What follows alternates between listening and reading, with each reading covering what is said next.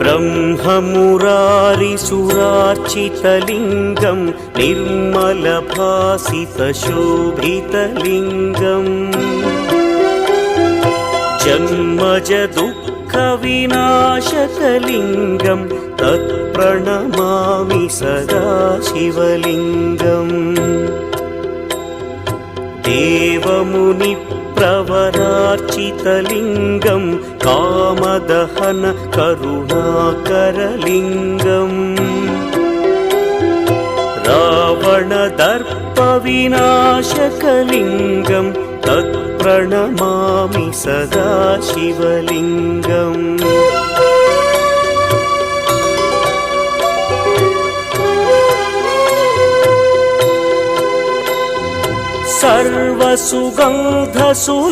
सर्वसुगन्धसुलेपितलिङ्गं बुद्धिविवर्धनकारणलिङ्गं सिद्धसुरासुरवन्दितलिङ्गं तत्प्रणमामि सदा शिवलिङ्गं कनकमहामणिभूषितलिङ्गं फणिपतिवेष्टितशोभितलिङ्गम्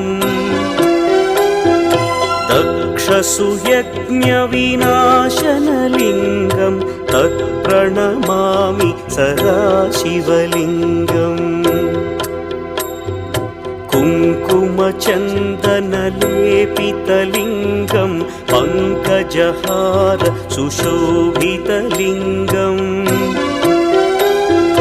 सञ्चितपापविनाशनलिङ्गं तत्प्रणमामि सदा शिवलिङ्गम्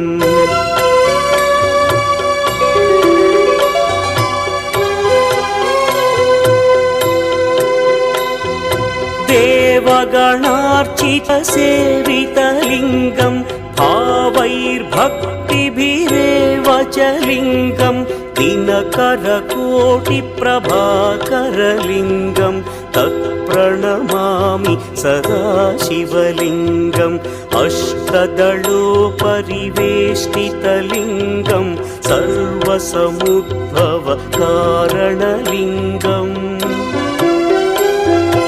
अष्टदरिद्र्यविनाशनलिङ्गं तत्प्रणमामि सदा शिवलिङ्गम्।